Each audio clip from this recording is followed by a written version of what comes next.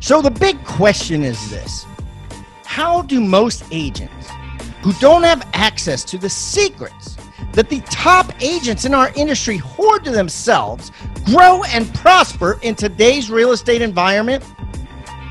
That's the question. And this video podcast is the answer.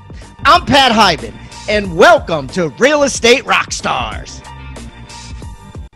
Rockstar Nation, thanks so much for listening. Don't forget to stay to the end, where our guests will be offering a free gift. As you know, all of our guests offer a free gift, and all of these gifts can be found on the Agent Success Toolbox. You could find that by going to hybendigital.com/toolbox, or simply texting the word toolbox to 444-999. That's toolbox to 444-999. I am going to put today's free gift in today's show notes, but if you want all of them, including gifts from most of our guests that have come on the show, just go to the Agent Success Toolbox.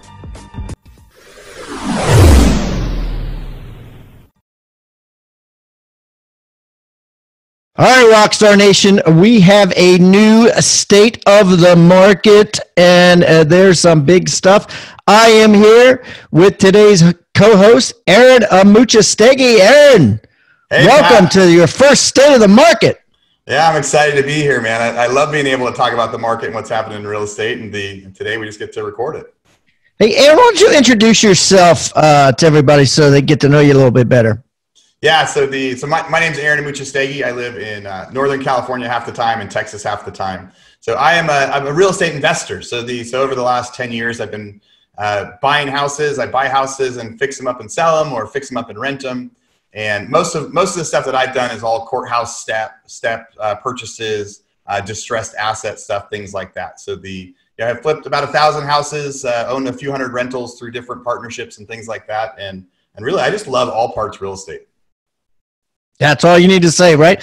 That's your elevator pitch, right? And then your floor is up. You're like, hey, sometimes I just tell people I'm a real estate guy, right? Yeah. I mean, like, and Aaron, deep in his soul, that's just what he is. He's a real estate guy. So let's jump into the news, man. I think the number one news thing to talk about is the National Association of Realtors, NAR, right? Coming down with this whole thing about exclusive listings and what real estate agents must do and must not do with their listings. Talk to me about this, Aaron. Yeah, so this was the biggest news of the week, and it just I kind of hit the presses yesterday. Happened just a couple days ago. People have been talking about pocket listings a lot lately. I mean, there's different people have started like new business plans around it. Being able to, before stuff gets on the MLS, they keep it as a pocket listing. They market it other ways to see if there's ways to sell it outside the MLS. So they took this to a vote at the National Association of Realtors this week in San Francisco, and they were trying to figure out, are they going to allow this anymore? And 120 members of the NAR committee voted and passed overwhelmingly 729 votes to 70 that they would not let people do pocket listings anymore. And so specifically what they said is they would require brokers now to submit a listing to the multiple listing service within 1 business day of marketing a property to the public. And so a lot of offices have things where you bring them to other agents in the office first. Sometimes it's just for a week. Sometimes it's just for a few days. People talk about, sometimes they do it just to test out what it's going to sell for. And now the NAR said that is not okay. So if they're going to be a member of the MLS, as soon as they tell anybody about that property, within 1 day, it needs to go on MLS. So let's talk about this, because I have a ton of questions about this, right? Like is what this is saying is that you can't, let's say you got a listing, you're driving home, right? You got the paperwork signed, you got a buyer. Are you allowed to call that buyer and be like, I got the listing for you, show them the listing, double dip, get both sides of it, and take it all the way to the bank? Are they saying you can't do that anymore? They're saying if you don't do it the next day, you can't do it anymore. So if you're signing it, you would have to. The only way you could sell it without listing on MLS would be with that day, within 24 hours. Now, there's probably ways you could. Well, I think what they're saying actually is you have to make, if you don't make it public, you're allowed to do that. So like that scenario, you can phone somebody up and be like, look, this is private. You can email somebody and say it's private. But I think what they're trying to say is you can't mass email, you can't put it on the internet, you can't put it on a website, and you can't put a sign out. There's a difference between private and public. They're saying, hey, you can do private, which is just you, right, with no advertising, but you can't do public. And if you do public, and one of the biggest publics is a sign, right? Let's say you put out the sign and you wait 10 days, or you put out a coming soon sign. Yeah. That's illegal, right? Now, it's very interesting, and there's all kinds of comments online. I saw this blog with Notorious ROB. Did you see that, where he was all bent out of shape about Compass? Yeah, that was before this vote happened, right? So in that article, he goes in to talk about the fact that Compass is actually, requires their real estate agents to. There's certain incentives that they get, higher pay scales that they get if they, before putting on MLS, they market it through their own office for 5 days, or through the Compass website for 5 days or something before it hits live. So yeah, Notorious ROB, he was making a huge deal about how wrong it was, and how, tying incentives and even normal commission to that is unfair.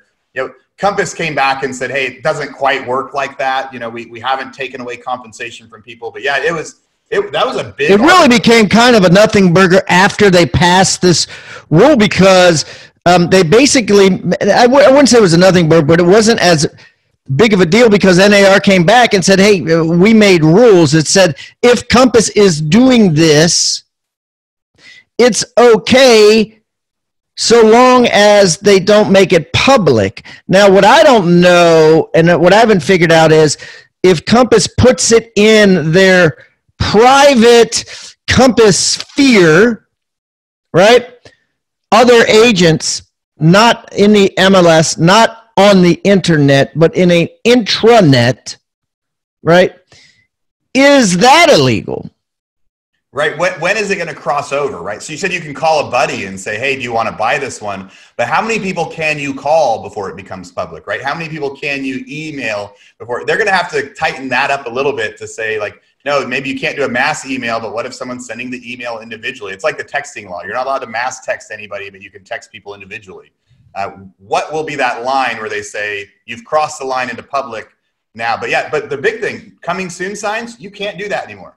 No, you see them everywhere, coming soon signs. As soon as somebody's there, it's going to be listed in a week or two, and you cannot do coming soon signs anymore. I think that's a huge change. Well, yeah, and I think, and I don't know about that too. I think it says, because I'm looking at something on Inman here, and it doesn't really explain this. It says, what will be the impact on coming soon or delayed showing listing statuses that some MLSs have adopted? And it says this policy is not consistent with those statuses. In fact, you really look at what a coming soon is, a delayed showing. It is really more of a showing instruction. But that I don't like the way that they put this question, because the way they put this question is, if you do a coming soon in MLS, well, then it's already in MLS. But the question that you're talking about is, what if you do a coming soon in a sign and don't do the MLS? Is that public? And I think it is public. Of course it's public. Why else would you do it? And the big debate here is it in the best interest of a seller to not create an auction type atmosphere for them? And the answer unequivocally is no, it's not in the best interest of the seller. If you have 1,000 people show up to an auction, and you know this, Aaron, you do auctions every week, right? You go to auctions every week. If 1,000 people show up to that auction versus one, which house is going to sell for higher? Exactly. Like, the more people that, I think everyone in real estate knows that. The more people that see the property, the better chance the price is going to go up, and it's going to get closer to what that market value is. And being able to, the only other argument I heard people say, when you're like, no, it's better for the seller no matter what. Some of them said, well, we use that time to make sure we're priced right, so that way when we hit the MLS, we're pricing it's all it bullshit. Right. There's no I price, think it's bullshit right? too. I'll tell you how you find out if it's priced right. Put it in MLS. Right, you put it on all those spots right away. Exactly. But one thing I don't know how is NAR going to regulate this, right? Like, how are they really going to regulate this? I guess it'll work like it'll be like you'll have to report somebody, just like anything else, right? I guess you would. I mean, I've heard of people like when they're posting pictures on Facebook, they're supposed to say, "I'm a licensed real estate agent. Here's my number." Right? That there's a lot of different places in different states where there's some like extreme laws but aren't really followed or enforced unless somebody reports it. So I think that they're not going to be able to regulate unless somebody says, "Hey, this guy sold a pocket listing without me."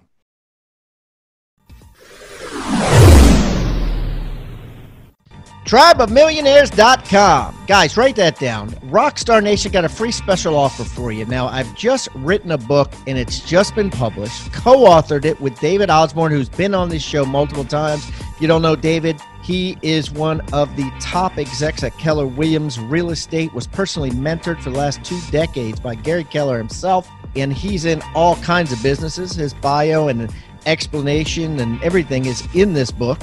But anyways, David and I got together. We decided to write a book. We called it Tribe of Millionaires. And I guarantee you it's going to change your life.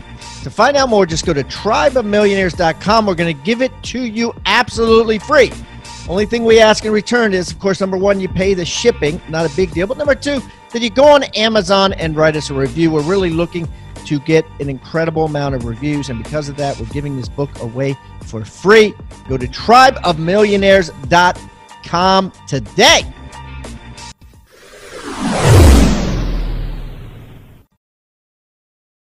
And there were a bunch of companies that didn't want this, right? Especially the new innovative companies. A lot of these companies, I think Redfin was one. A lot of these companies said this suppresses our innovation, right? If we want to be innovative and have our own way of doing things, you telling us what to do limits us, right?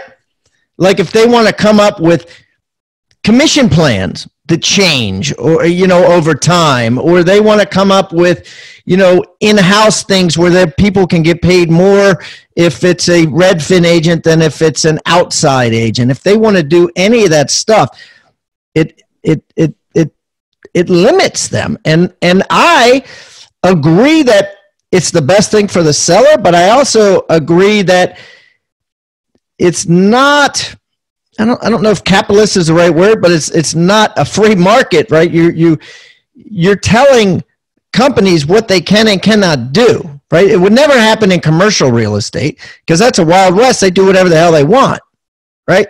It's only in residential real estate. So what do you think about that? Yeah, I wonder too, like there's one of the guys that was James Harris was on the podcast not long ago, and he has this company called the Pocket Listing Service, right? Which would be illegal. I read deep down into the Q&A here, and it clearly says that multi-member broker whatever things like he has. What about licensed wholesalers?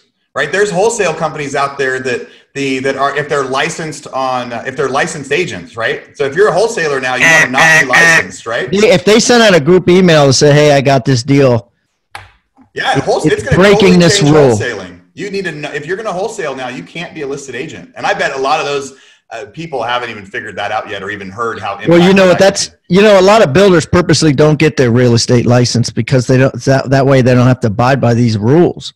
I think wholesalers will probably do the same thing. They're like, I don't want to be licensed. Yeah, I'm a real estate guy that's not a licensed real estate agent, right? And it benefits you. It benefits me, yeah. Well, it's really interesting, and here's my thought on it. Here's my final thought on it, Aaron. For these companies and these people that feel suppressed, that feel like their hands are being tied by NAR. There is always going to be ways to go around it. And the most glaring way to go around this, and I've said this before, is the co-op commission. And here's what I'm saying. Okay, NAR, you're putting this limitation on me that I gotta put everything in a multiple list if I'm going to make it quote unquote public. Great. I put it in MLS. But guess what my co-op is? 50 cents. Yeah. Right. So during that 10-day period, they have the co-op be really small. So they're still getting their whole, insider thing, and they're sure, the other agents have access to it. They're going to make 50 cents. And then the buyers are like, I'm not going to show my client until day 10 hits, and they raise it.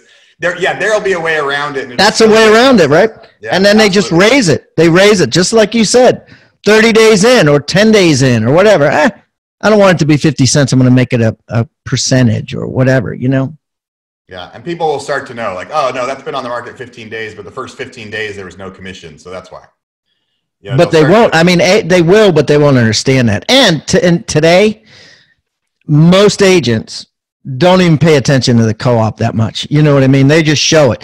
And today, 70%, 80% of all buyers find their houses on Zillow and other forums that don't really show the commission. So the buyer goes, hey, I want to show 10967 Swansfield Road. I want to look at this house. It just came up on Zillow. The agent goes out and meets them, and it's under an exclusive for 10 days where the co-op's only 50 cents. Sorry for your luck. It's going to make agents pay a lot more attention to, the details. It's going to be very interesting. Put it that way. Well, and it's like, what is a buyer's agent obligation to, it'll be a whole different podcast, right? Like, what's a buyer's agent's obligation to their client now if it's actually a house that doesn't have a co-op? And they got to get the buyer to sign a buyer broker agreement. That's the answer over and over again that you hear, but no agents really do, or a large portion of the agents don't do that, right? But it's going to be forced. It's going to be forced. So, all right, cool. So let's move on to some. Let's move on to some other stuff, and we'll watch this closely. A little news going on in New Jersey with Airbnbs. This is always fun to watch because you and I both know people that have put their life savings and fortunes into Airbnbs. A lot of people are withholding because they're afraid of governments getting involved in regulating Airbnbs, just like NAR is doing with real estate brokerages. Tell me about this. Yeah, this is pretty big news too. Now, Airbnb has had a ton of news over the last year in different markets. This isn't the first place it happens, but Airbnb is near and dear to my heart. I Airbnb my California house whenever we're traveling. We get a ton of action with it. It had become like the best value of our house, right? So we love Airbnb, and if that was taken away, that would change greatly the way I lived my life and some of the ways that we planned our life. But what has happened? So Jersey City residents vote in strict regulations for Airbnb. So this was just last week. So residents of Jersey City voted for strict regulations on Airbnb and other short-term rental companies. And so it'll allow homeowners to only rent out parts of their home, but only if they're present during the stay. So residents of Jersey City can no longer rent out their entire apartment or house. And I think that is really big news because that completely changes what Airbnb is. Now, when I go stay in an Airbnb with my family, I don't want to just be renting a couple rooms and share a house with the family. I want a house that's all to myself. My kids are loud. Like, part of why we do Airbnb is so we're not waking up people in the hotel next to us. So, so I think for at least, I don't know how much of Airbnb is the whole house portion of it, but I think that it dramatically impacts that, where it limits to, hey, if somebody's staying there when you're there, that's the only time you can do it. Dramatically, especially if you're having a family event like yourself. And especially if you want to avoid the awkwardness, dude. My daughter and I went hiking in Colorado, and we stayed in an Airbnb, and this lady lived in it, and it said the Airbnb thing said, oh, she's kind of like a reclusive artist, and she just sits there and does art and stuff. So she's a great house guest. So we went there, and my bedroom is in the basement, and my daughter's bedroom was upstairs, which I said, okay, well, whatever. She's sleeping next to this artist, and I'm going to sleep in the basement. Well, guess what? Her boyfriend came over like 8 o'clock that night and stayed the night. And I'm like, now I got to worry. Now I got to worry about my daughter, sleeping in the bedroom next to this random dude. I just didn't like that. So, I think it totally scratches the record on anybody that wants any sort of privacy.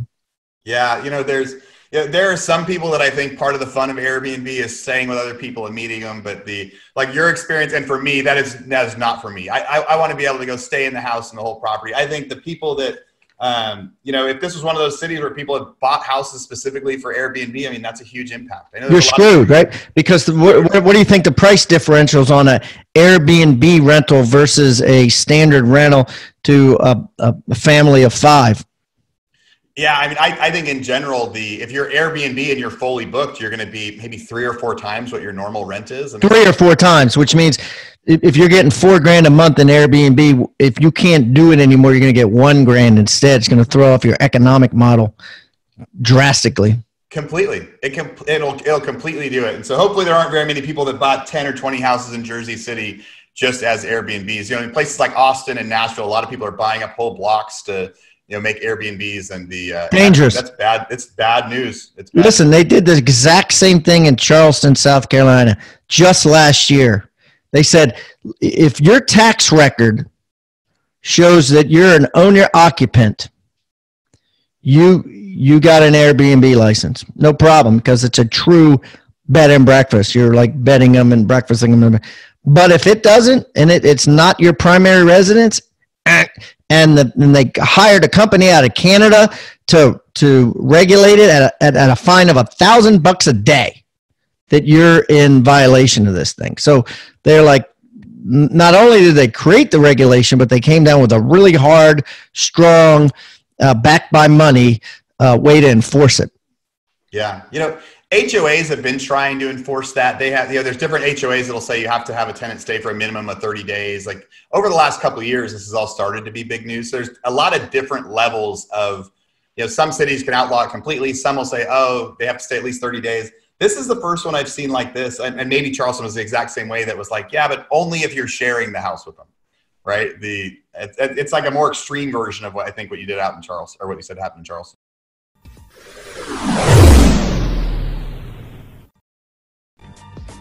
Hey, Real Estate Rockstars, this is Pat Hyben, and before we jump back into today's content, I want to tell you about an extraordinary offer from an extraordinary company.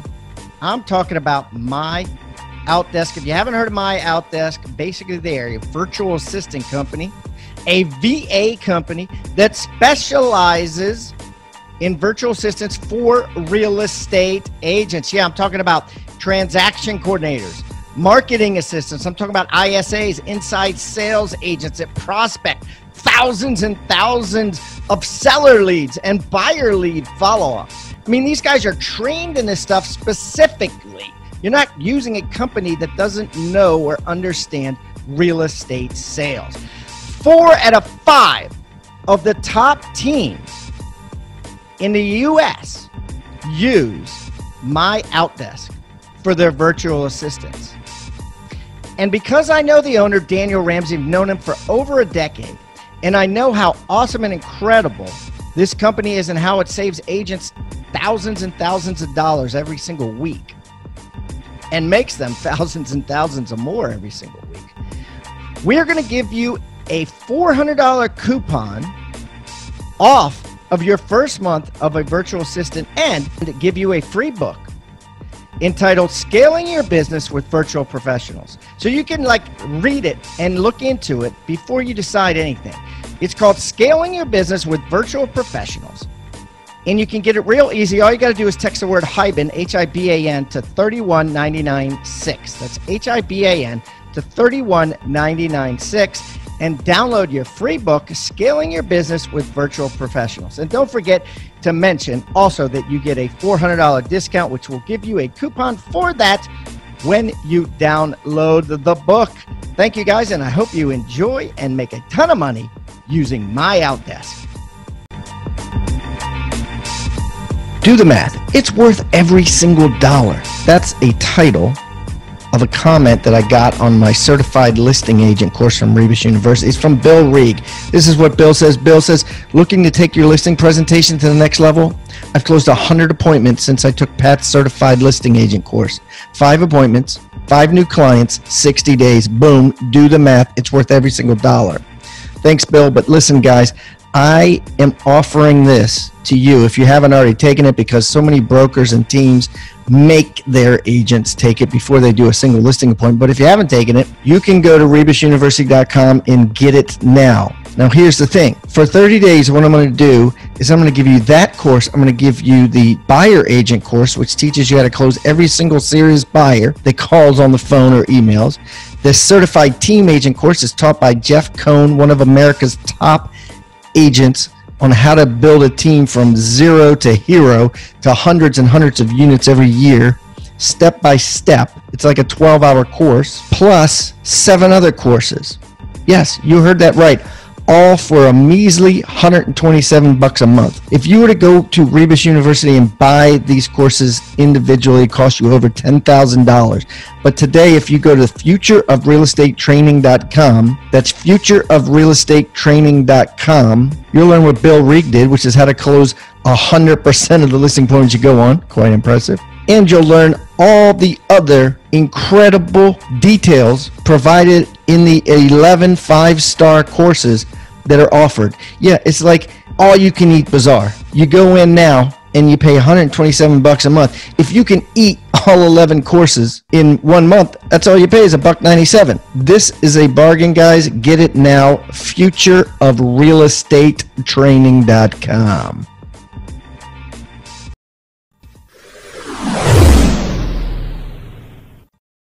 Yeah. All right, so let's switch over to another thing that's interesting, and has to do with investments in a sense. But so the Treasury Department, U.S. Treasury Department, got a report that said that 25% of cash deals in New York City and Miami, just those 2 towns to begin with, New York City and Miami, Florida, they looked at all the cash deals, and they found that, as many cash deals, people put them in LLCs. They don't do a cash deal in a Muchastegi. They do it in Amrock LLC. And so they investigated, they ran these reports, and they cross-referenced these reports, and 25, 1 in 4, came back on a suspicious activity list, right? Which basically, to dumb it down, is basically the mafia or a drug dealer, right? There's either drug dealing or I don't know what other illegal things are going to be buying $1 million places in cash, right? So let's just say drug dealers and the mob. And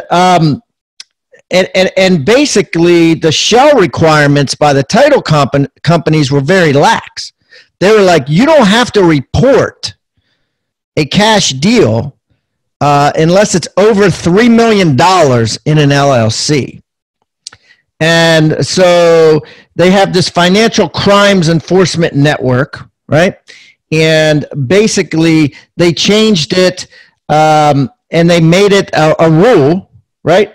That the title companies now have to report any cash deal over $300K done by an LLC has to be cross-referenced, because they want to know, if Pablo Escobar's entourage is putting money in Miami in these things, which clearly they were concerned about. And now it's worked, right? And the title companies are complying. So now they're going into 12 cities. It says here they're going into Boston, Chicago, Dallas, Honolulu, Vegas, LA, Miami, San Antonio, San Diego, San Francisco, and Seattle, right? To regulate these title companies, to make sure the title companies let them know about these cash transactions in LLC. What do you think about this? I wonder what all would qualify to become an at-risk transaction or something. And I guess it's just cash, right? Because cash could be coming from anywhere. There's lots of talk of other governments investing in the U.S. and other countries investing in the U.S. But yeah, in the past, like cash deal was one of those things you didn't even have to get it notarized. The buyer would just sign something, send it in the cash. The seller would still have to do their stuff. The seller would have to report. And so I think it's probably not surprising that they're saying, hey, let's start reporting on this side. I think one kind of interesting thing that might happen too. So I buy my houses on the courthouse steps in foreclosure. And that has always been a market where people bought with cashier's checks and they never had to provide any proof of anything. They could tell them whatever entity they want and they would have to vest it and put it in that way. So there's a whole nother market of, I don't know how many houses out there that is similar, where people are able to buy without much record or proof of who they are or why they are. So that 25% number is huge though. Like no, it's huge, dude. But now again, you're going New York City and you're going Miami. So, those must be hot spots for, I don't know. And I don't know what falls under suspicious activity, right? I mean, it could be, I don't know. Yeah. Cash deals are cash deals with entities. I mean, or an entity that they look up and it doesn't have a real, background on it, or not filing taxes, or, because it's easy to make, people even advertise like, hey, you can make an anonymous entity now. Right. So well, that was part of the problem, I think, is they couldn't find the person's name behind the shell. Right. So it would be like, okay, the shell company bought a $2 million condo in Miami, but there was no person's name, behind it that they could find. And they're like, this is a problem. Right. So they're trying to make it so all that's being figured out ahead of time, or red flagged, right? Yeah, who knows? Red flag. I wonder what they actually are sending to them on that, or if they're just saying like, hey, here's a property you should take a look at. Like, hey, as a title company, we still have to accept it, but here's one of your transactions that meets that requirement. But, yeah, again, a regulation nightmare, but I guess they got it figured out. So, all right, so let's finish off with the news. This one actually came from Wall Street Journal, which is nice because we don't get a lot of news from Wall Street Journal. But Wall Street Journal is saying home sales drop off as owners stay longer. This is saying that the average time nationwide has risen since 2010. So this isn't a 40-year-old thing, right? This Redfin did a study, and it's 13 years is the average, where in 2010 it was 8 years, right? 8 years. So it's up 5 years, which is no joke. Why do you think this is happening? It is super interesting that people are staying in their houses for longer, because because it doesn't really feel like that necessarily. There's so many buyers and sellers, and prices are going up, and people are able to sell. I mean, people might have confidence in the market right now, right? A lot of times they may go, hey, prices have gone up and it's going to keep coming up, and so I'm going to keep it. Or they're looking to rebuy, and if they're going to try to rebuy their house and trade it, they're realizing if they sell their house, they're just going to have to pay the same amount of money for a new house, and so staying there. Like, I think where people are selling, like if you're going to sell and move states, well, people are still going to sell. Maybe it just means people are settling down in their states and not wanting to move as much. Well, number one, it says that, the younger kids can't afford, to move out and buy houses or get out of college, and they're so riddled with college debt, and they make so little. Again, it's, that's debatable, but they don't make enough. So they move back in with mom and dad, and mom and dad, who would normally leave and go to something smaller or go to something warmer, are staying, right? And then also what you said, they filed in the article, they followed this couple, and it says they bought a house for $440 in 1987. And it would now be valued at $1.8 million. If they sold, they would have to pay capital gains tax on their windfall and pay much, much higher property taxes, because California limits property tax increases as long as homeowners stay put and don't move. So California is actually incentivizing them not to move, let's say. You live in California. Tell me about this. Yeah, well, and I think it impacts even more as prices have been really going up for the past 8-9 years, pretty steadily. And so people start to see that means if you sell your house and move into the same house next door, their monthly bills are going to go way up. So why would someone move if that's going to be the case, as it just keeps on going up? And maybe some of it too is people aren't, maybe some less people are selling because there's kind of a craze to keep properties as investments. Like, did it say was it owner occupied properties or just length of properties that are owned? Yeah, owner occupied. Owner occupied. Yeah. I wouldn't move if I had dirt cheap, especially if my loan was paid off. I mean, why would I want to quadruple my taxes? right? Why not just stay there? If it's cheaper, you know, and you're going to get more space. Sell is if you're going to move cities or move states.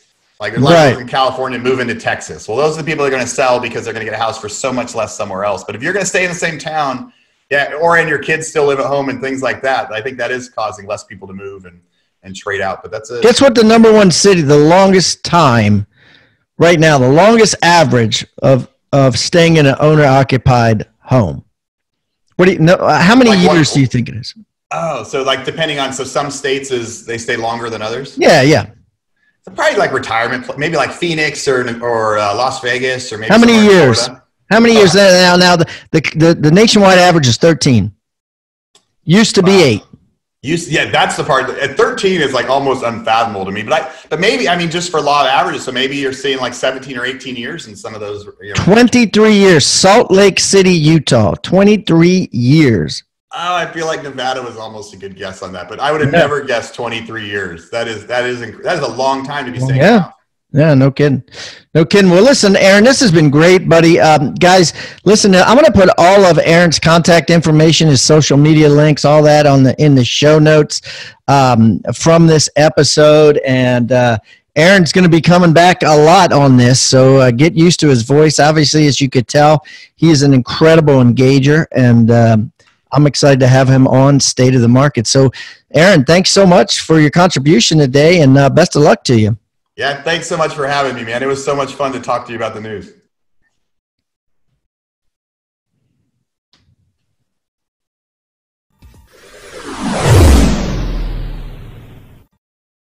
I want you to think about the word toolbox. What is a toolbox? A toolbox is a box full of tools that you use to build something great.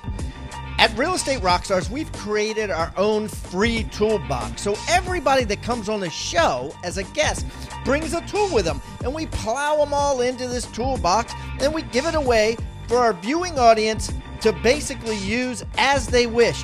Everything we put in there is an actionable item that can be downloaded, can be printed, can be used immediately. And we got things like scripts and dialogues, checklists for teams, checklists to keep agents accountable, referral forms that are filled out at settlement to get referrals by your buyers and sellers. Everything you can think of that you could use on a regular basis about real estate is included in this toolbox. And it's helping agents worldwide sell more houses and make their jobs a lot easier and processes much more efficient. And the thing is, it's absolutely free.